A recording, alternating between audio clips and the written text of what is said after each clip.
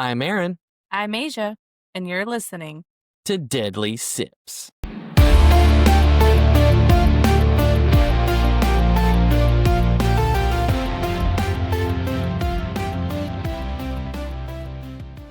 Bow, bow, bow, bow. We're back. Another week, another dollar. That's right. Money, money, money, money, Mr. Krabs. Awesome SpongeBob reference there. There we go.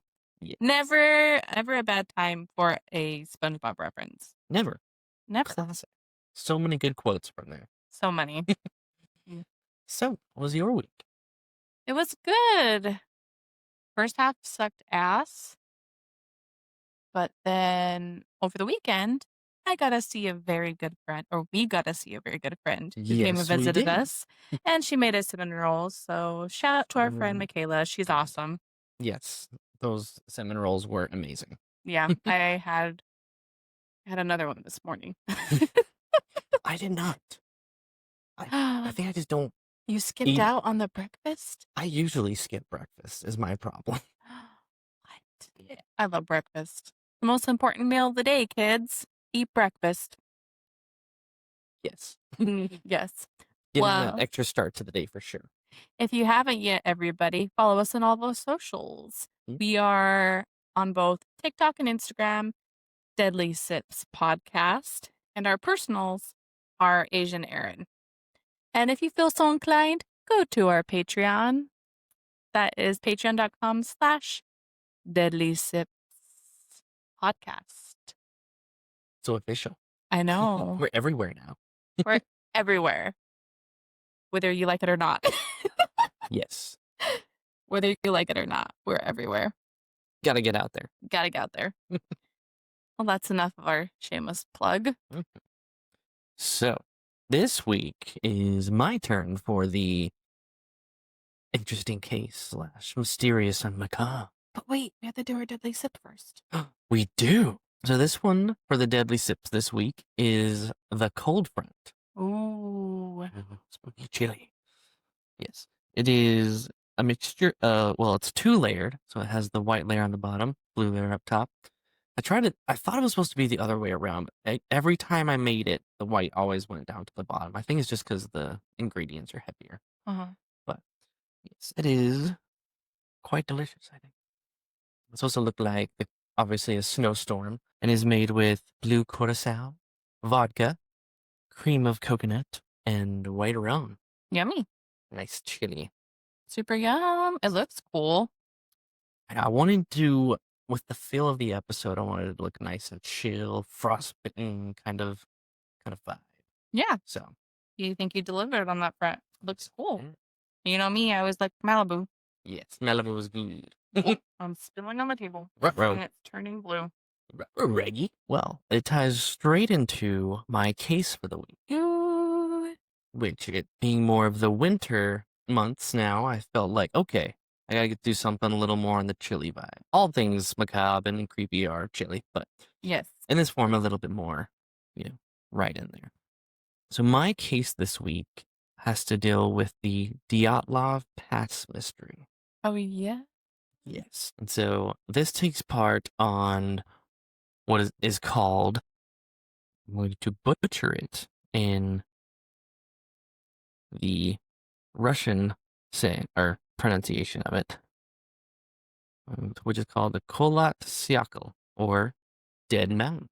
Okay. In January of 1959, a group of 9 young hikers, 7 men and 2 women, all students of recent graduates of the Ural Polytechnical Institute, set out to ski across the northern Urals, led by the 23-year-old radio engineering student, Igor Dyatlov.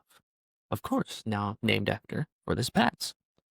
Their destination was Mount Ortorton, but their route would take them across across a little-used ridge in the Ural Mountains in the Soviet Union. So, the 9 hikers, whose names are Igor Dyatlov, Zenaida Kolmogorova, Lyudmila Zubinina, Alexander Kolevatov, Rustin Slobodin, Semyon Zolotaryov, Yuri Doroshenko, Yuri Krivonishenko, and Nikolai Thibault-Brignolin. A lot of Russian names. That is a lot of Russian names, a lot to get through. But I just wanted to, give more humanization to who these guys were. They were all in college together. They were out to do this hike, and the reason for this hike was to get their grade 3 hiking certification. So to do a grade 3, they had to trek outside their normal boundaries of what you would try to stick to when you would be hiking. So it had to be a very cold night. It had to be away from the tree line, because usually the tree line's more of the protection that you get when you're for instance, the cold weather. It blocks a lot of the wind. They had to be outside of that to get this kind of certification. And this was the place where they were to go, was Mount Horton, through the Dead Mountain. Now, there were several diary entries that included, just, we're so excited to be here. We're all going out together. We just can't wait to get started. All we have on our backs is clothes that they made from home. Like, not something you just go to a hiking or a ski shop. They made most of the stuff. Why? I think just back then, maybe What year was this? 1959. Okay. Yeah.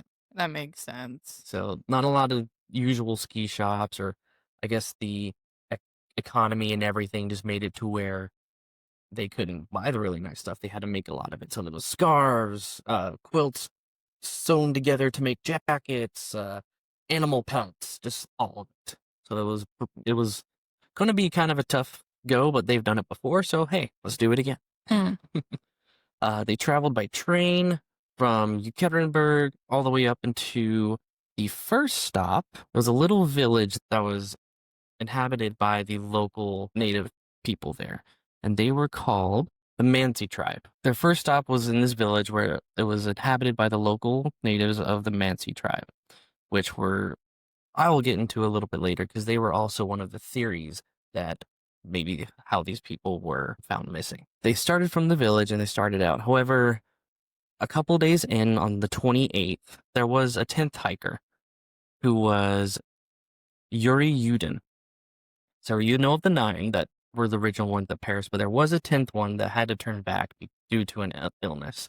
Him being the only survivor, little did he know that was the last time that he would have saw his friends. Now, the setting for the mountain pass, the valley, all the mountains that were surrounding them, the geography of it was open tundra. There was no shelter other than the tree line that was far below where they had to avoid to get this certification. A lot of the snow, because of how different the weather would be, where it would be during the day, not as bad, and then suddenly at night, super cold snowstorms would come in and just put a frozen layer of the snow on top of the freshly packed snow. So these layers were called slabs. And with the rapid temperature drop after sunset, this is where they would set in, get frozen on top of the freshly packed snow. So you have a lot of loose snow and then hard packed on top of this, which isn't a very stable thing. So here I'll start to go into of the discovery of what happened. Just because all we know from the journal entries is that they went from the Mansi tribe village, started up through the pass, and they camped at this certain spot to where, of course, they had to be away from the tree line for that certification. And that was the last entry, was that day of, we're hiking, we're settling here, and we're waiting through the night. Discovery of the tent didn't happen until February 26th. So this was almost a full month after they had set out. Because by the time that they were supposed to come in was about, I think this was the second week in February, around February 12th. They didn't report in. All of the family members were getting worried. And so they sent out the search parties on the 22nd. So it took a while to get the 12 days 12 after. days, yeah. That's a long time. And it took them a while because I'd say the terrain was just insane. And then, of course, getting all the people that were able to volunteer for this. And so the tent was discovered on the 26th. This is where things start to get a little crazy. On the 26th, they found the tent, which the tent's condition was half collapsed and cut open from the inside. Okay, so someone tried to get out. Right. However, the belongings were neatly arranged inside. Nothing was thrown about, nothing was unpacked.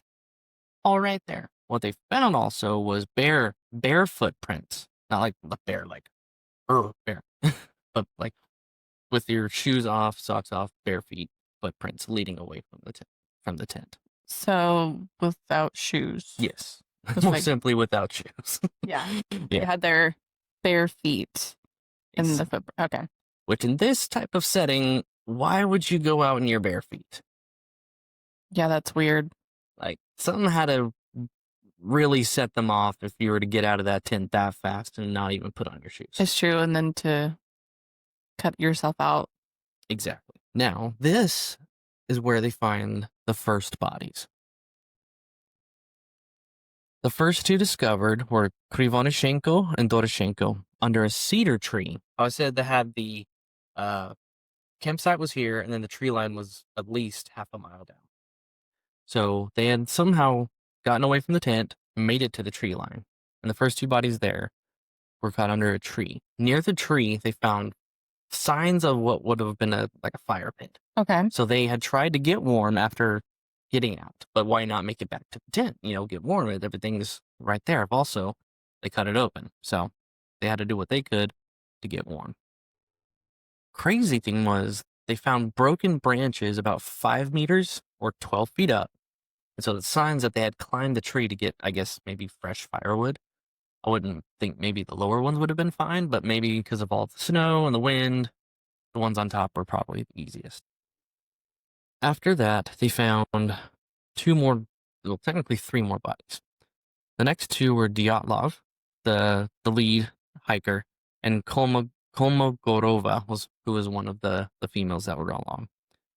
Kolmogorova was higher or closer to the tent than Dyatlov.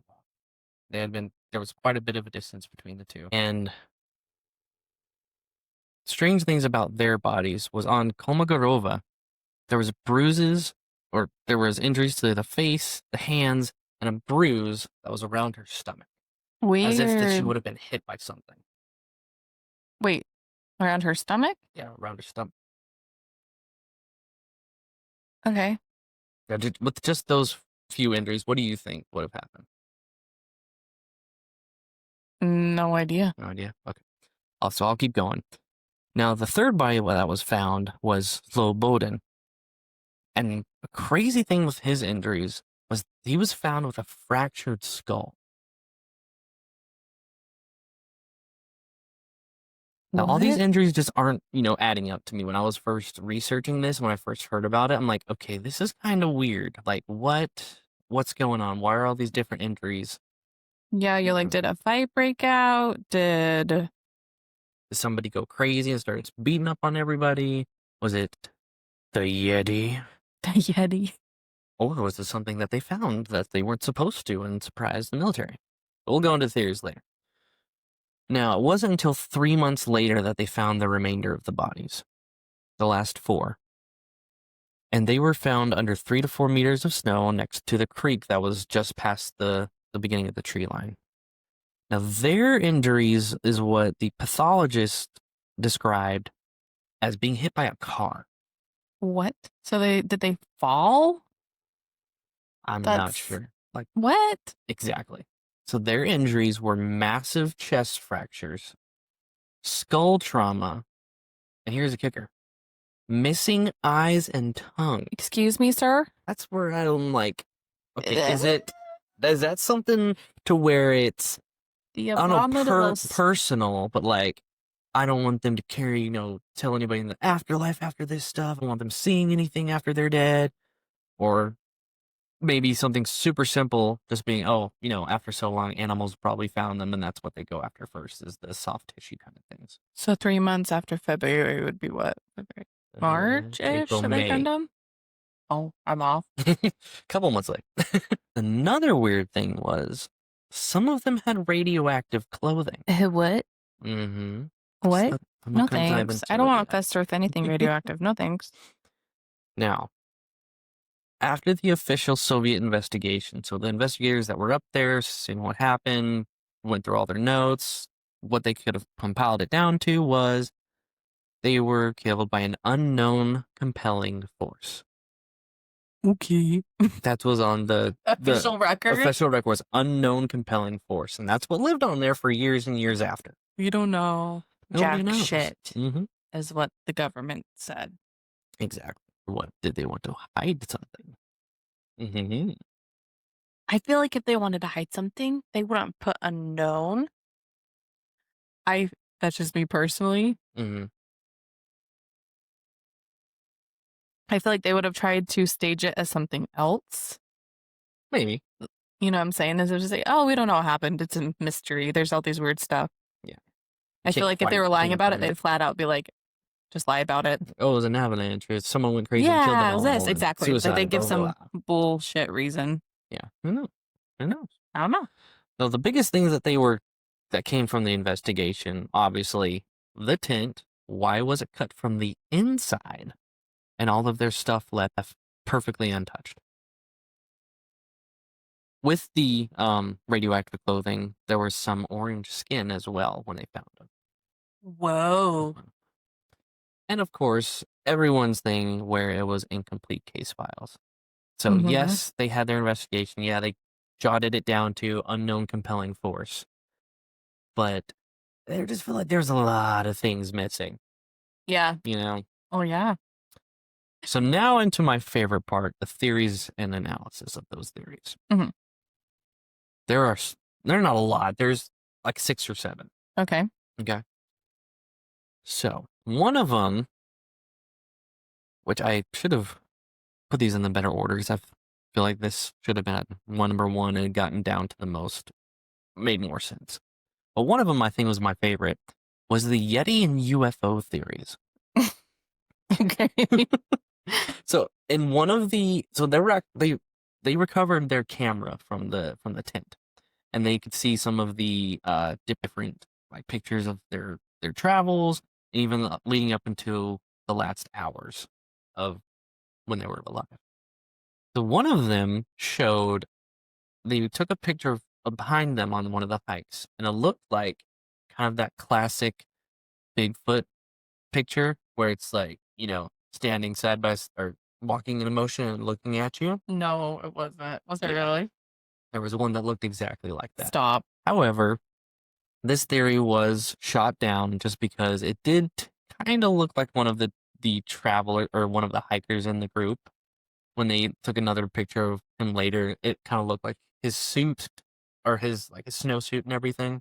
So they shot this theory down because of that specific hiker. Okay. Great. I still think it could have been the Yeti, but that's just me. It's plausible. Exactly. I mean, I 100% believe in Bigfoot, so. I do too. The Yeti is just his colder cousin. Colder cousin. There you go. All right. Now, the UFO theories. In some of these pictures, they found strange lights, like balls of light, really big, bright ones. Some looked like they were zooming across, and that could have just been, maybe they didn't get their camera lens off in time. They were shaking, the wind. Who knows what could have been, But it's really weird, all these strange lights. This one was debunked due to the fact that a lot of them look kind of like what I said earlier, to where it looked like they were trying to get the lens off in time, but they accidentally clicked it, and so that's why that specific light showed up. Mm-hmm. Could have also been maybe even the northern lights that they were really shaky and they only picked up one big bright part of it, and so they did book that one from the UFOs. Unfortunately, sorry UFO fans. Another one was the Mansi tribe attacked them. So when they were going through the tree line, when they found the bodies and everything, and along the way, they found runes that belonged to this specific tribe. So they were thinking maybe they went through a sacred place and they maybe they didn't think they were desecrating it by just walking through, or they did desecrate it, and so the Mansi tribe killed them. Okay. This was debunked because the first ones to volunteer to help find the hikers were the Mansi tribe. But isn't that a...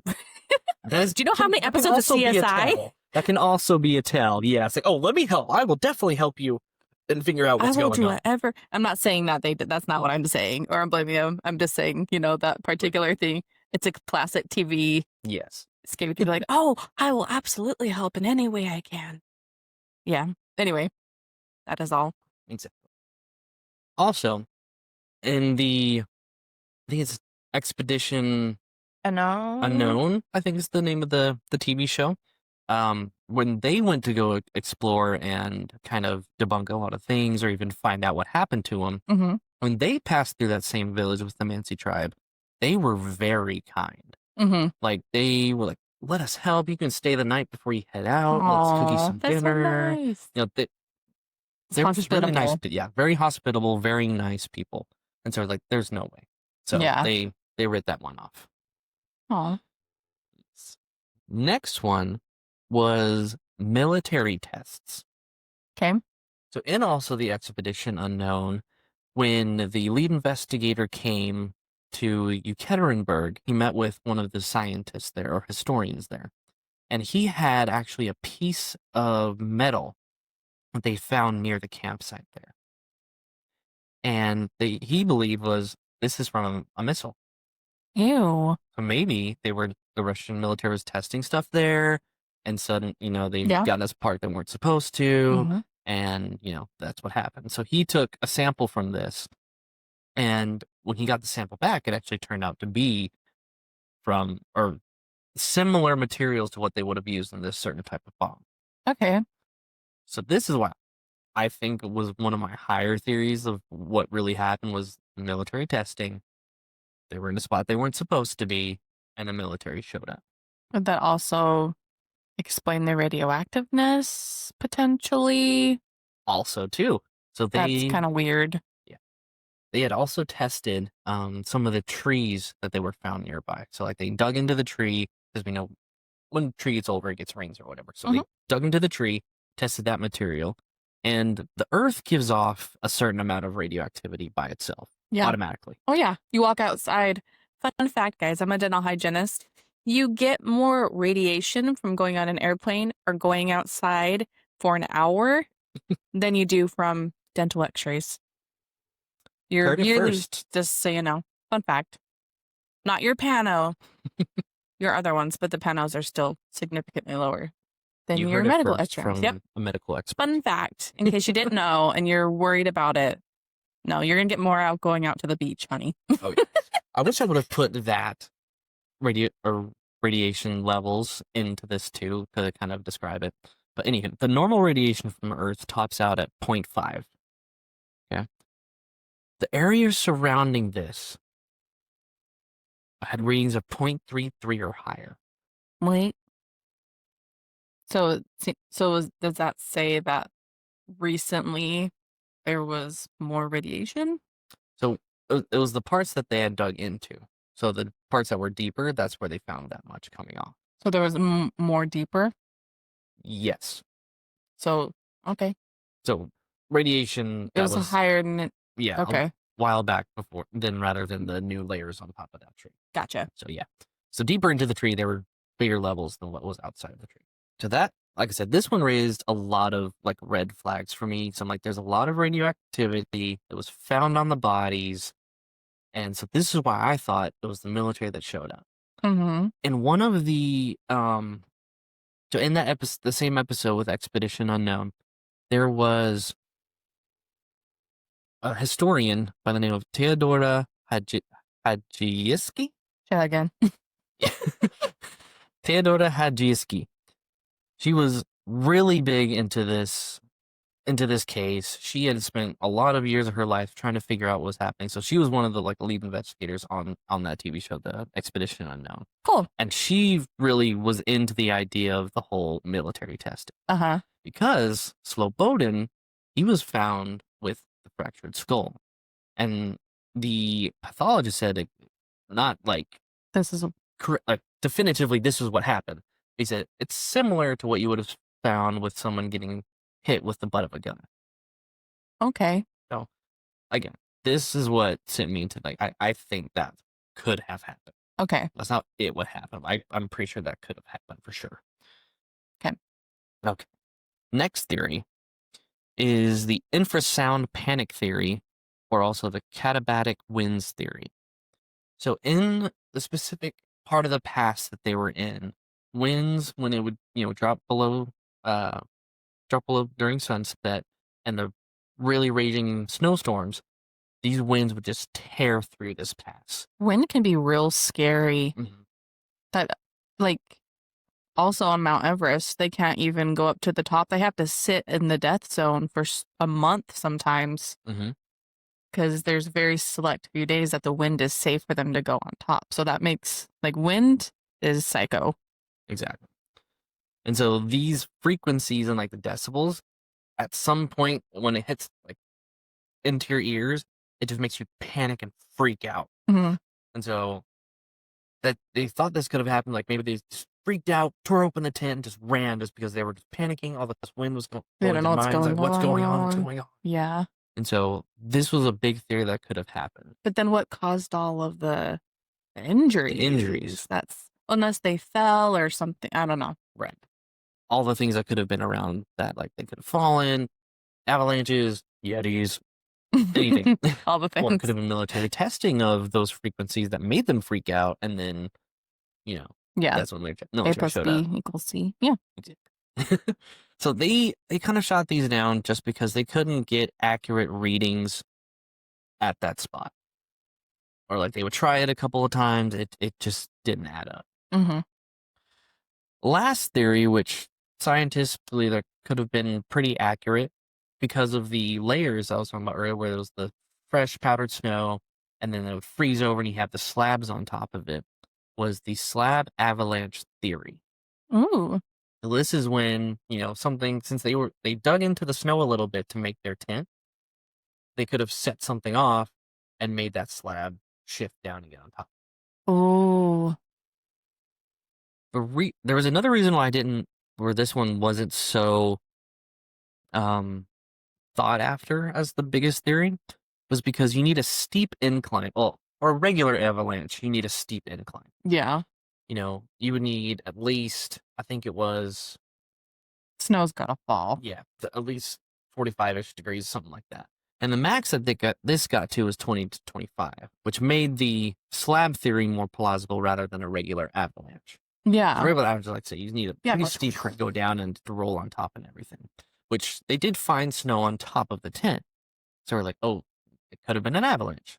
So they shot down the regular avalanche theory because of the certain incline. Mm-hmm. But that's when they brought in, okay, maybe it was the slab avalanche. Okay. Because of the shifting and everything, and this can happen. Which explained, the tent damage, and then the sudden need for escape is like, oh crap, something's happening, we gotta get out of here. Gotta get that natural disaster. Which, cutting up a tent, running out without your shoes, when something's going on, you kind of just don't think straight sometimes. But would that cause all of their injuries? Yes. Okay.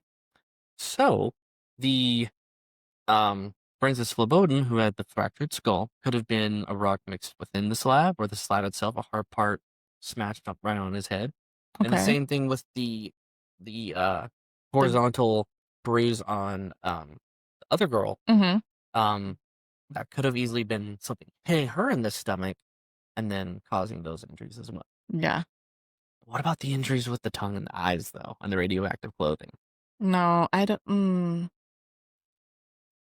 Right. That I don't know. That's why I just kept thinking, I was like, it's gotta be like something personal or so you weren't military convinced testing. I wasn't convinced with what that episode had to say. Yeah. Okay. So like I was just still. Well, radiation levels don't necessarily mean anything, right? Because you can just be. You never know what your government's doing. Fun fact: we lived for the longest time. I grew up in southern Utah.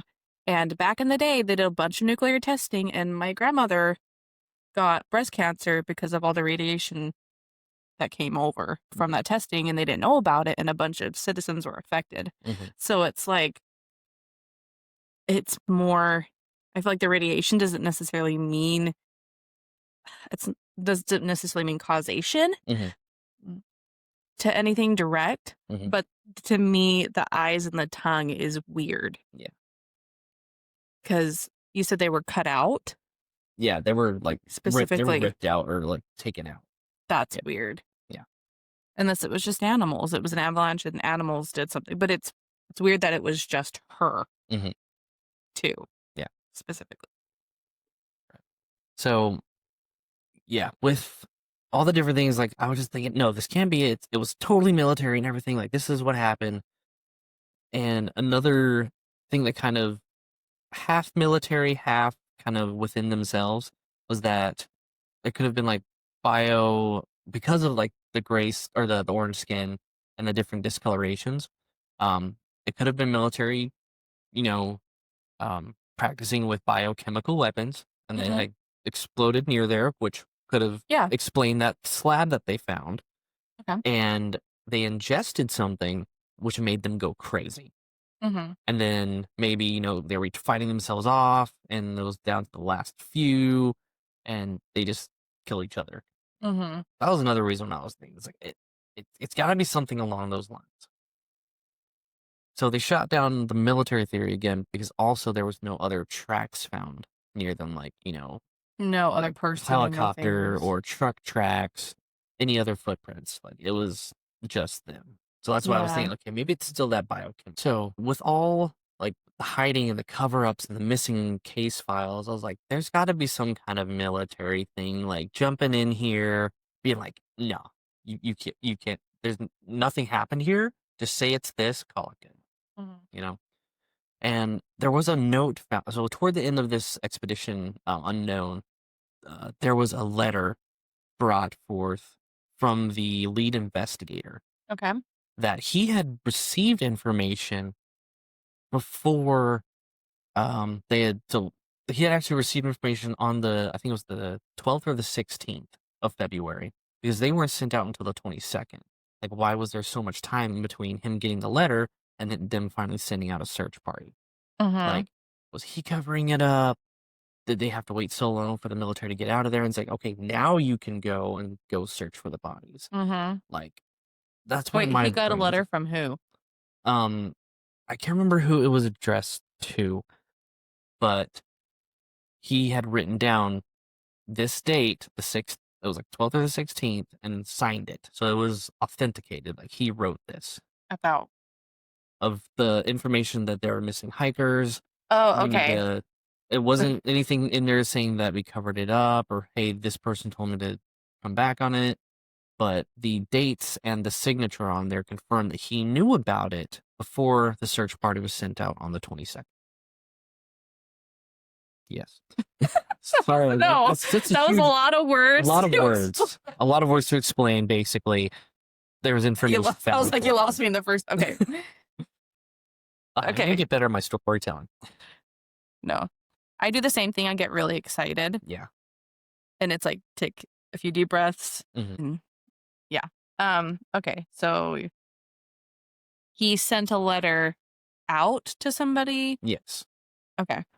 About this incident that was dated before, like 6 or 7 days before they sent out the search parties. Okay. So with the missing case files, that new letter being brought forth was their cover-up. You know, like he got the letter. Maybe it could have been to or from the military, so they could get everything out that they needed to. And then they're saying, okay, now you can go to search. Like maybe that was what was going on. That's why I was like, there's got to be some kind of military involvement in this. You know, at least my theories and everything. Yeah. All right. After everything was said and done, because this episode was done, I think, back in 2021, 22. Yeah. There was new evidence found. Ooh. In 2023. I like new evidence. Yes. It's great. Yes. Let's go. They had brought up, again, the slab avalanche theory. Okay. And they had done tests, proven it that this definitely could have happened. So this was now not, obviously we don't know exactly what happened on that day, but this is what they say as the most prevalent or most accurate thing that we think happened. Okay. It matches the injuries. It matches the terrain. This is our educated guess. Yeah. The most likely scenario. Yes. The most likely scenario that this has happened. So they chalked it up to the slab avalanche theory Okay. because of the shifting, because they disturbed the snow, how that specific one bruise that was on the one hiker, it could have just been the slab hitting her, and same thing with this other With the hiker with the skull. fractured skull. That's what's happened. Okay. And so I looked it up. I looked up that theory. I looked up the science behind it. I was just still wasn't sold. Really? So I looked into it a little bit deeper because I wanted to know about the radiation and everything. So military testing, of course, could have made the radiation, at least in the terrain, that kind of levels. The two that were found with the radioactive clothing, because it wasn't all of them that had it, it was two specifically. Weird. Those two actually, in their jobs back in town, worked with radiation. Oh, okay. So that was chalked up to, okay, they have radiation on their clothing because it was all, home sewn, homemade Yeah, makes sense. equipment that's how it got in there. I was like, okay, that makes more sense. And so I finally jumped on the slab avalanche theory. As my, the macabre and mysterious, I want it to be something crazy. Uh-huh. Just, to tickle that itch. Yeah. It Yeah, like makes it's sense. It makes sense. You had me going there for a minute. I was like, it doesn't mean something happened. I mean, it's still a mystery. I mean, none of us were there. Yeah. We no don't one- have the technology yet to do, time travel to figure out what exactly happened, to ask them. And at least I know of, there wasn't a medium brought in to like, hey, can you ask them what happened? Yeah. In fact, why hasn't that been done? There's Maybe been it so has. many TV shows, like with mediums and everything. I'm like, if y'all can talk to the dead and everything, talk to them. We want to know what happened. Maybe they have. A lot of people don't believe mediums, number one. So even if they did see it, people like to believe this, what the group believes. Like Stranger Things. True. Season 2. Is it season 2? With, what's his bucket? You gotta water it down for the people. Oh, yeah, you have to water it 'Cause down. people aren't gonna, even if it's true, people won't believe it. You just hear so many instances of like the police using mediums before, especially in that time period. Yeah. So I was like, why didn't they try it? It was also, based in Russia. Mm-hmm. I think it also, that, that, Mm-hmm. I don't know how many mediums are. I don't know a lot about Russia, to be honest, so I could be speaking complete crap.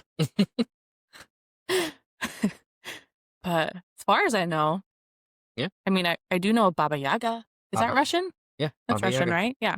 Baba Yaga, John witchy Wick, stuff. Baba Yaga. But I don't know how much they're into mediums. I know they're Like, they're into at least life back forms for then, and sure. like, I don't know. I always picture Russia as like, Yeah, especially back during those years, USSR. like hard asses. Mm-hmm. Anyway, I digress. But yeah, now on this day they have a memorial out there in Oh, remembrance of those 9 that lost their lives. oh, that's nice. I can't remember exact wordage or words that were used, but like basically saying we were college kids. We had uh, our whole lives ahead of us. We were in the search of something great. Like remember us. Like Oh, just something really touching. yeah. I was like, no, that's awesome. And good for them that they were able to make that memorial for them. Yeah, that is awesome. Those people lost their lives doing something I assume they loved. Oh And yeah, like that's sad. they had like this was their certification 3, so they had obviously Yeah, gone through 1 and exactly. 2, so they love this stuff. Mm-hmm. Just wrong place, wrong time. Yeah. Oh, And that, ladies and gentlemen, is the Dyatlov Pass incident. there you have it. I always was so interested in this, and so until recently, when you said your dad had watched an episode about it, Yeah. I was head diving into all those theories. I love I that was you like, watched it. it's got to be this. It's got to be this. And so each time they described it on the episode, I'm like, Yeah. I like that you watched it and that you tried to debunk some of it, even so. It's fun. thanks everybody for joining us for another episode of Deadly Sips. Yep. Once again, if you guys would like to follow us on all of our socials. Patreon if you feel so inclined. Subscribe to YouTube. Our big goal is 1,000 subscribers. Yes. The big 1000. Mm-hmm. We have a lucky 18 right now. Ooh. And we are so happy you're here with us. Thank you for being here. We appreciate you. We see you. We feel you. We hope you always have coolest of pillows. the warmest of cinnamon rolls. Oh, obviously. Unless you like cold ones, then I'll be cold. Yeah, obviously. What they're here for. Well, guys, thanks for being here. And sip carefully.